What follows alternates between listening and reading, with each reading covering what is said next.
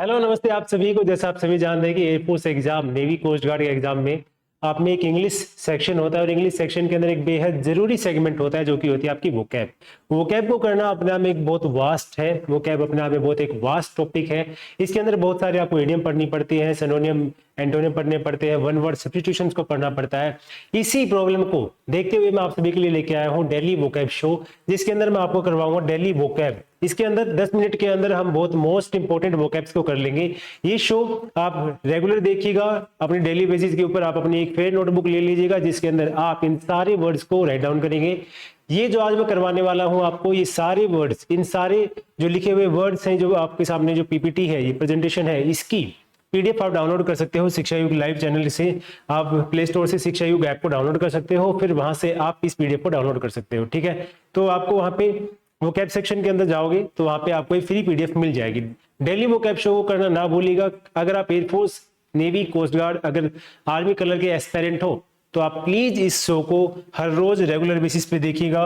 ना केवल देखना है इस शो को, बल्कि आपको एक फेयर नोटबुक भी बनानी है जिसके अंदर आप इन सारे वर्ड्स को 1 बाय 1 नोट करेंगे। पीडीएफ मिल जाना अपने आप में सफिशिएंट नहीं है, आपको अपने नोट्स खुद से बनाने चाहिए, क्योंकि वोकैब को जितनी बार आप लिखेंगे, जितनी बार आप उसको रिवीजन करेंगे, वो उतनी ही मजबूत होती चली जाएगी। तो वोकैब का एक सिंपल सा लॉजिक है कि वह जितनी बार आप वोकैब को पढ़ेंगे, जितनी बार आप वोकैब को लिखेंगे, वोकैब आपकी उतनी ही मजबूत होती चली जाएगी। तो आप सभी को ये ध्यान रखना है कि आप वोकैब की एक फेयर नोटबुक बनाए। ये जो सीरीज होगी, ये वोकैब शो आपका 100 डे वोकैब शो होगा। ठीक है, इसके अंदर हम आपको 100 डेज में आपको डेली ये वोकैब शो प्रोवाइड करूंगा। इस वोकैब शो के अंदर मैं आपको सारे important antonym, synonym, word substitution, idiom and phrases जो भी होते हैं, जो आपके air force, navy, coast guard exam के लिए बेहद जरूरी है, मैं आप सभी को वो सारे करवा दूंगा। बिलीव मी, ये 100 दिन इस वोकैब सीरीज में मेरे खुद के इंडिविजुअल, मेरे हैंड रिटन नोट से मैं सारे कंसेप्ट्स को आपके सामने लेके आऊंगा। ये सारे जो वोकैब के वर्ड्स हैं वे सारे मेरे खुद हैंड रिटन नोट्स के हैं। ठीक है, तो आपको किसी भी प्रकार की वर्री करने की जरूरत नहीं है कि ये रिलेवेंट है या नहीं है, क्योंकि मैं आपको दिखा देता हूं मेरी नोटबुक। ये हालांकि इसकी थोड़ी सी हालत अभी खराब हो रखी है। ये मेरी नोटबुक है, ये मेरी नोटबुक है जो उस वक्त मैंने जब एग्जाम प्रिपरेशन के टाइम पे बनाई थी। इसके अंदर आपको सारी चीजें मिल जाएंगी। ये जिस तरीके से मैंने याद कर रखा है चीजों को, आपको विजिबल हो, ये देख लीजिए। इस तरीके से जो मैंने चीजों को अंडरलाइन कर रखा है, जिस तरीके से चीजों को याद कर रखा है, वे सारी चीजें मैंने इस तरीके से यहाँ पे लिख रखी है। ठीक है, तो इसी नोटबुक से, इसी जो सोर्स है, इसी सोर्स से मैं आप सभी को करवाने वाला हूं मेरी इस वोकैब सीरीज को। 100 डे वोकैब शो, आप मेरे साथ जुड़िए और पढ़ते हैं इस वोकैब शो को। ठीक है, आज की क्लास थोड़ी सी लंबी हो सकती है, 10 से 15 मिनट की हो सकती है, लेकिन हर रोज सिर्फ 10 मिनट में मैं आपको ये वोकैब डोज प्रोवाइड करवा दूंगा जो आपके एग्जाम के लिए बेहद जरूरी होगी। ठीक है, तो सबसे पहले देख लीजिए आपको क्या करवाने वाला हूं। सबसे पहले हम पढ़ेंगे किसके बारे में? सबसे पहले पढ़ेंगे हम वोकैबुलरी में सिनोनिम्स के बारे में। देखो, सिनोनिम और एंटोनिम को पढ़ने का क्या तरीका होता है, अलग अलग तरीके से कभी नहीं पढ़ाए जाते। ठीक है, सिनोनिम और एंटोनिम दो अलग अलग चीजें नहीं है। किसी वर्ड का मीनिंग अगर आपको पता है तो आप उसका सिनोनिम भी बता सकते हैं और उसका एंटोनिम भी बता सकते हैं। ठीक है, तो आपको जरूरी है कि किसी वर्ड का मीनिंग आपको पता होना चाहिए। ठीक है, तो देख लीजिए सबसे पहला क्वेश्चन आप सभी के सामने क्या है। यहाँ पे आपको वर्ड के मीनिंग पता होने चाहिए। ठीक है, मैं आपको ज्यादा डिस्क्रिप्शन में नहीं समझाऊंगा इनको, जाके मैंने लिख दिया है इन सब चीजों के बारे में। यहाँ पे सबसे पहला वर्ड आपके सामने है बिसीज। बिसीज स्पेलिंग देख लीजिएगा, बिसीज की क्या होती है, बिसीज की इस वाली स्पेलिंग होती है। बिसीज का मतलब होता है मांगना। बिसीज का मतलब होता है किसी से कुछ चीज अगर आप मांग रहे हो, बैग कर रहे हो। एक बैग होता है स्कूल में ले जाने वाला बैग, वो BAG होता है। यहाँ पे मैंने BEG लिखा है। एक BAG वाला बैग होता है जिसका मतलब होता है स्कूल का बस्ता। स्कूल में ले जाने वाला जो बस्ता होता है आपका, वो आपका BAG होता है। लेकिन BEG बैग का मतलब होता है मांगना। बैग किससे रिलेट करेंगे आप? बैगर से। बैगर का मतलब भी क्या होता है? भिखारी। जो मांगता है, जो मांगने वाला होता है वो भिखारी, बैगर कहलाता है। वो BEG वाला बैग होता है, ना कि BAG वाला। ठीक है, इसके अलावा सीख करना किसी चीज के लिए, मांगना और क्रेव। जैसे आपको क्रेविंग्स नहीं होती, बहुत बार किसी को मीठे की क्रेविंग्स होती है तो हम कहते हैं ना उसको क्रेविंग्स हो रही है, तो इसका मतलब उसको वो चाहिए, वो मांग रहा है, उसके लिए उसकी स्ट्रॉन्ग डिजायर है, वो चीज को मांग रहा है। ठीक है, seek, crave, the thing that you necessary want, वो कहलाती है आपकी। ठीक है, इसके अलावा अपील करना किसी चीज से, अपील का मतलब भी होता है मांगना। इंट्रीट, ये वाला जो वर्ड आपके सामने है, ये वाला इंट्रेट वर्ड इम्पिट्रेट। स्पेलिंग देख लीजिए, दोबारा बता देता हूं, ENTREAT।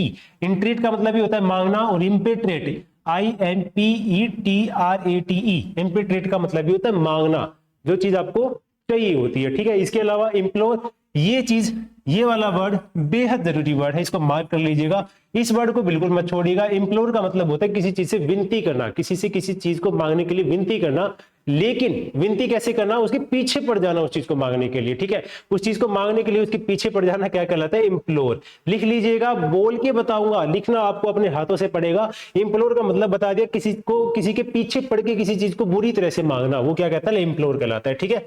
नेक्स्ट आप सभी के सामने क्या है, नेक्स्ट वर्ड है स्नोज। स्नोज का मतलब क्या होता है, स्नोज का मतलब होता है नींद लेना, नींद। आपने पता है स्नोज का मतलब, आप अलार्म, जब आपकी अलार्म भरते हैं, यहाँ पर अलार्म के अंदर भी आता है स्नोज, स्नोज। उसके बाद इसका राइट सिनोनिम क्या है, स्लीप, स्लीप, डोज। ये वाला वर्ड बेहद जरूरी है। और ये है कैटनैप। कैटनैप का मतलब होता है बहुत कम समय के लिए सोना। जिस तरीके से जापान में या फिर बहुत सारे जो साइंटिस्ट होते हैं ना, वो कैटनैप लेते हैं। कैटनैप का मतलब क्या है पता है आपको, कुछ समय के लिए सोते हैं, 15-20 मिनट तक सोते हैं, उसके बाद उनकी बॉडी उस तरीके से रिलैक्स हो जाती है, ठीक है, उसके लिए कैटनैप ली जाती है। इसके अलावा स्नोर, स्नोर बेहद जरूरी वर्ड आपके सामने, स्नोर। स्नोर का मतलब होता है खराटे लेना, सोते वक्त खराटे लेना, स्नोर कहलाता है। इसके अलावा नेक्स्ट है ड्रीम, सभी जानते हैं, लेकिन बेहद जरूरी वर्ड कौन सा है, नाइटमेयर। नाइटमेयर का मतलब क्या होता है, नाइटमेयर का मतलब होता है डरावना सपना, भयंकर सपना आप देखते हो ना, उसको आप नाइटमेयर बोलते हैं। नाइटमेयर की स्पेलिंग देख लीजिएगा, NIGHT नाइट और MARE, नाइटमेयर का मतलब होता है भयानक सपना या फिर डरावना सपना। इसके अलावा डे ड्रीमर, डे ड्रीमर आसान है। डे ड्रीमर आपसे डायरेक्टली एग्जाम में कभी नहीं पूछा जाएगा।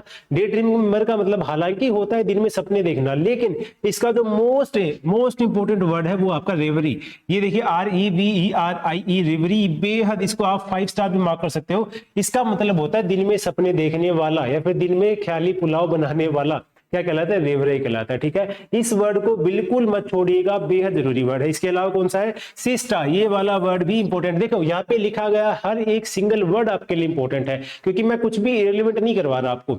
Air force, navy, coast guard, army के लिए ये ही प्रकार की वोकैब आपसे पूछी जाएगी। सिस्टा, सिस्टा का मतलब क्या होता है, सिस्टा का मतलब होता है दोपहर की नींद। कल हमने एक वर्ड और पढ़ा था, मैटिनी। मैटिनी क्या था, मैटिनी का मतलब होता है कि जो शो, किसी चीज का शो, आफ्टरनून शो, किसी भी प्रोग्राम का आफ्टरनून शो होता है, वो मैटिनी कहलाता है। आगे समझाऊंगा, अभी के लिए इतना लिख लो। सिस्टा, सिस्टा का मतलब होता है दोपहर में ली जाने वाली नींद, एक छोटी शॉर्ट नैप या फिर एक कैट नैप जो ली जाती है दोपहर के अंदर, वो आपकी सिस्टा कहलाती है, ठीक है। इसके अगला वर्ड देख लेते हैं। अगला वर्ड आपके सामने गुलिबिलिटी। गुलिबिलिटी का मतलब क्या होता है, गुलिबिलिटी का मतलब होता है सिंपल सा, साधारण सा। इसको आप लिख सकते हो साधारण सा, ठीक है, साधारण सा गुलिबल होता है गुलिबिलिटी। गुलिबल क्या होता है, इसका सिनोनिम देख लीजिए, गुलिबल। गुलिबिलिटी का मतलब होता है साधारण सा। गुलिबल का मतलब होता है कोई व्यक्ति जो आसानी से किसी पे विश्वास कर लेता है, उसको आप क्रेडुलस बोलेंगे। क्रेडुलस का मतलब भी क्या होता है, क्रेडुलस का मतलब वो व्यक्ति होता है जो आसानी से बहलाया फुसलाया जा सकता है, किसी की बातों में उलझाया जा सकता है, वो आपका गुलिबल कहलाता है, क्रेडुलस कहलाता है। या फिर ओवर ट्रस्टिंग, जो किसी के ऊपर आसानी से विश्वास कर लेता है, ओवर ट्रस्टिंग कहलाता है। एक्सप्लोटेबल बेहद जरूरी वर्ड, और ड्यूपेबल, DUPABLE, ड्यूपेबल और एक्सप्लोटेबल बेहद जरूरी वर्ड है, लिख लीजिएगा। किसके सिनोनिम है, गुलिबिलिटी के। गुलिबिलिटी का मतलब साधारण सा, सभ्य सा, जो किसी की बातों में आसानी से फंस जाता है, वो क्या कहलाता है, क्रेडुलस कहलाता है। जो विश्वसनीय होता है, जो किसी की बातों में विश्वास कर लेता है, ओवर ट्रस्ट कर लेता है किसी के ऊपर। या फिर एक्सप्लॉइटेबल है, जिसको समझा पाना आसान है। या फिर ड्यूपेबल है, जिसको समझा के उसके थॉट प्रोसेस को बदला जा सकता है, वो ड्यूपेबल कहलाता है, ठीक है। इसके अलावा इसका राइट एंटोनियम क्या हो जाएगा, एंटोनियम का मतलब अपोजिट इन मीनिंग शूड। जो व्यक्ति बहुत चतुर है, शार्प है, इसको आप शार्प भी लिख सकते हो, शार्प है। कोई व्यक्ति बहुत शूड है, शार्प है, स्ले है, धुरत है, उसको स्ले भी बोला जा सकता है, SLY, स्ले। स्ले का मतलब भी होता है बहुत ज्यादा स्मार्ट होना या फिर बहुत ज्यादा चतुर होना, इंटेलिजेंट। इसका मोस्ट एप्रोप्रिएट सिनोनिम भी है श्रूड का। इसके अलावा एविडिटी बेहद जरूरी वर्ड है। एविडिटी का मतलब होता है बहुत ज्यादा पैशन में होना, किसी चीज के लिए आदतन होना,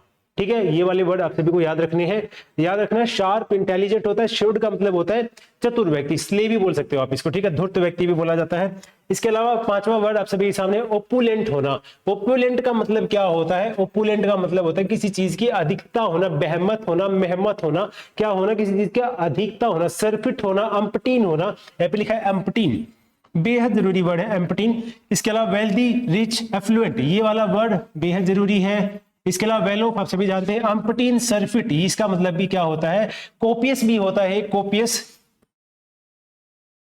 कोपियस, कोपियस का मतलब भी क्या होता है, अपने आप में बहुत ज्यादा मात्रा में होना, ठीक है। ऑब्सक्योर, ऑब्सक्योर का मतलब क्या होता है, समझ में ना आना, जो अश्लील होता है, जो चीजें हमको समझ में नहीं आती, हार्ड टू अंडरस्टैंड होती है, वो ऑब्सक्योर कहलाती है। उसको आप रिकॉन्डाइट भी कह सकते हो, बेहद जरूरी वर्ड रिकॉन्डाइट, ये वाला वर्ड याद रख लीजिएगा। और एजोट्रिक, एजोट्रिक का मतलब क्या होता है पता है आपको? एजोट्रिक का मतलब होता है very complex, very complex. Very complex का मतलब क्या होगा? वेरी कॉम्प्लेक्स का मतलब होगा जिस चीज को समझ पाना बेहद मुश्किल हो, वो एजोट्रिक या फिर रिकॉन्डाइट होगा, जिसको आसानी से उसको समझा ना जा सके, ठीक है। इसके अलावा ऑब्सक्योर, ऑब्सक्योर का मतलब होता है घिनौना, अश्लील, या फिर जिसको आप समझ में ना आए आपकी चीजें, ठीक है।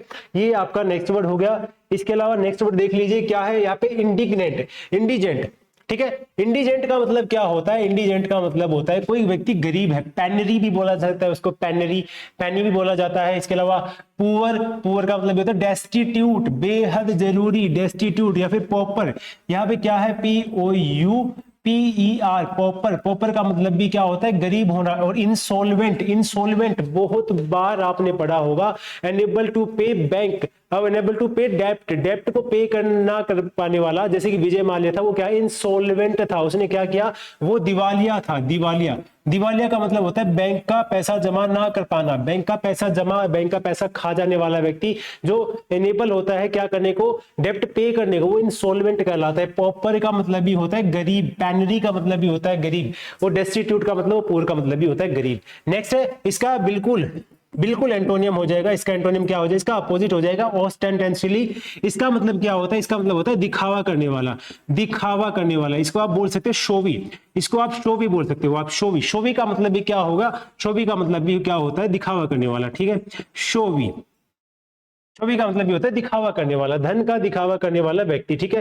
पोम्पस, पोम्पस का मतलब भी क्या होता है? पोम्पस का मतलब भी होता है दिखावा करने वाला, उसके पास होता कम है लेकिन वो दिखावा बहुत ज्यादा करता है। और प्रीटेंटियस का मतलब भी होता है प्रीटेंड, प्रीटेंड, प्रीटेंड का मतलब आपने पता है ना, प्रीटेंड करना, किसी चीज को दिखावा करना, और वहीं से बना है प्रीटेंटियस। प्रीटेंटियस का मतलब भी होता है दिखावा करना किसी चीज का। ओस्टेंटियस का मतलब भी देख लीजिए, और इंडिग्नेंट का, ये इसका राइट एंटोनिम भी हो जाएगा, ठीक है। नेक्स्ट आप सभी के सामने क्या है? नेक्स्ट आप सभी के सामने है,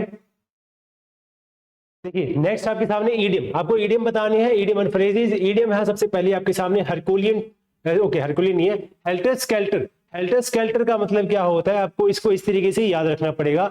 फ्रेज का मतलब मैंने आपको बताया था, ईडियम का मतलब मैंने आपको बताया था कि इनका कोई अपना स्पेसिफिक मीनिंग नहीं होता, आपको इनको इस तरीके से ही याद रखना पड़ता है। तो हेल्टर स्केल्टर का मतलब होता है इन डिसऑर्डरली हर्स्ट, बहुत ज्यादा जल्दबाजी में कोई काम करना, डिसऑर्डरली हर्स्ट। दूसरा है आपके पास by leaps and bound.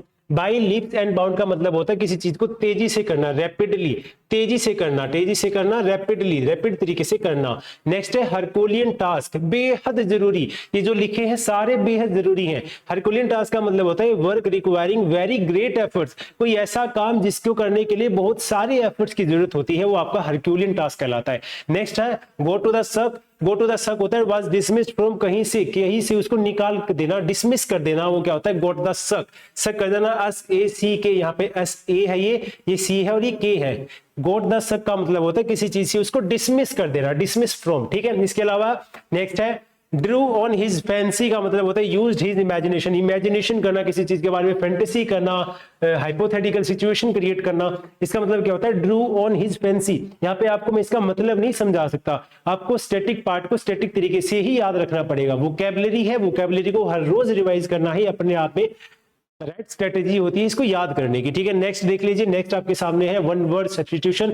5 one word substitution, बेहद इंपॉर्टेंट वन वर्ड सब्स्टिट्यूशन आप सभी के सामने है। कौन सा है? सबसे पहला फ्लैट, फ्लैट मेटल और पोर्कलिन। पोर्कलिन है यहाँ पे plate fix on a wall as a ornament. Ornament का मतलब क्या होता है? आभूषण। और मेमोरियल, मेमोरियल की तरह या फिर उसको सजाने के लिए। ऑर्नामेंट का मतलब होता है ज्वेलरी या फिर सजाना, किसी चीज को एम्बलिश करना, गार्निश करना, तो उसको क्या बोला जाता है? प्लेक्यू बोला जाता है। बहुत सारी प्लेट्स होती है ना, आपको देखा होगा कई बार आपने दीवार के ऊपर ऐसे प्लेट्स उसको ऐसे ऑर्नामेंट लगा देते हैं ना, उसको बोला जाता है प्लेक्यू, ठीक है, उसको प्लेक्यू बोला जाता है। नेक्स्ट आपके सामने to cut something in two pieces, किसी चीज को, जैसे सेब को आपने 2 भागों में काट दिया, किसी चीज को आपने 2 भागों में काट दिया, उसको आप सेवर बोला जाता है। SEV या सेवर का मतलब होता है 2 हिस्सों में किसी चीज को काट देना। नेक्स्ट क्या है? Living at the same time.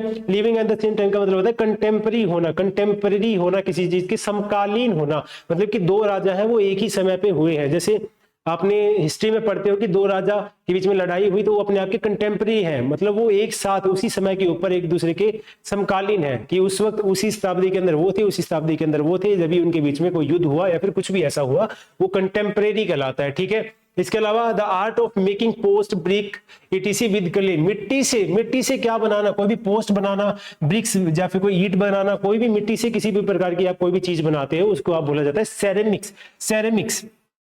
Ceramics. ठीक है, नेक्स्ट फाइनल आप सभी के सामने, one who retire from the society and live alone, जो सन्यासी व्यक्ति होते हैं जो सोसाइटी से रिटायर ले लेते हैं और अकेला रहना पसंद करते हैं, उसको क्या बोला जाता है, उसका रिक्लूज बोला जाता है, RECLUSE। रिक्लूज का मतलब होता है सन्यासी, सन्यासी वो होता है, या फिर सेंट है जिसको साधु बोला जाता है, ऋषि, जैसे मेरा नाम है ऋषि, साधु, सेंट वो कौन से व्यक्ति होते हैं जो अकेले रहना पसंद करते हैं, वो सोसाइटी से अलग हो चुके हैं। ठीक है, तो this is the very first vocab show. इस वोकैब शो में मैंने आपको बताया मोस्ट इंपोर्टेंट वोकैब्स के बारे में। इसकी पीडीएफ आप शिक्षा युग लाइव चैनल से एप्लीकेशन से डाउनलोड कर सकते हैं, उसको आप डिस्क्रिप्शन में आपको लिंक मिल जाएगा, वहां से उसको डाउनलोड कीजिए। हर रोज 100 डे मैं आपको क्या करवाऊंगा, वोकैब शो करवाऊंगा, हर रोज इसका डिस्क्रिप्शन नहीं दूंगा। आज मैंने जल्दी में इसका डिस्क्रिप्शन दे दिया। आज हो सकता है ये वीडियो हमारी 10 से ज्यादा 15 मिनट की चली गई हो, 16-17 मिनट की चली गई हो, लेकिन अगले दिन से कुछ भी डिस्क्रिप्शन नहीं दूंगा, चुपचाप आकर वोकैब शो करवाऊंगा। 10 से 11 मिनट के अंदर वोकैब शो कंप्लीट कर लेंगे। उसके बाद इन सारे वर्ड्स को आप लिखिएगा, हर रोज उनको रिवाइज कीजिएगा, हर रोज याद करिएगा। वोकैब को याद करने का तरीका भी आपको बता दूंगा एक सिंपल सी छोटी सी इंडिविजुअल वीडियो के माध्यम से। अभी के लिए डेली वोकैब शो 100 डेज, कोई एग्जाम हो ना हो, डिले हो, कुछ भी हो, हमें कोई फर्क नहीं पड़ता। 100 डे ये वोकैब सीरीज आप सभी के लिए रहेगी और आपको मेरे साथ जुड़ना है इस वोकैब सीरीज के अंदर। मैं गारंटी लेता हूं आपके air force, navy, coast guard, army exams के अंदर कुछ भी ऐसा इस वोकैब शो के अलावा नहीं पूछा जाएगा। This is my guarantee to you. मुझ पे विश्वास कीजिएगा और ये वोकैब सीरीज के लिए आप अपनी फ्री नोटबुक बनाकर उसको हर रोज राइट डाउन कीजिएगा। ठीक है, thank you very much for the class, thank you very much. पढ़ते रहिए, बढ़ते रहिए, बेहद जरूरी है वोकैब शो को करना, डेली करना, फिर नोटबुक के अंदर इनको लिखना, प्रैक्टिस करना, रिवाइज करना, रिवीजन। ठीक है, थैंक यू वेरी मच।